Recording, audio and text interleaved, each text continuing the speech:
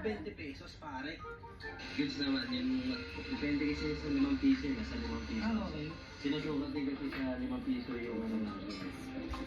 Yung sizing. Depende nga rin pala sa lahi o kaya sa size ng gagamba kung magkano nila pepresyuhan ko. Kaya iba-iba din talaga presyo ng gagamba. May 10, may 20, may 60, may 80, tsaka 100. At bukod pa dyan pare, makakabili rin ako ng kulungan dito. Lumala yung kulungan ko sa bahay at tsaka hindi ko nadala. Buti na lang may kulungan din si Master.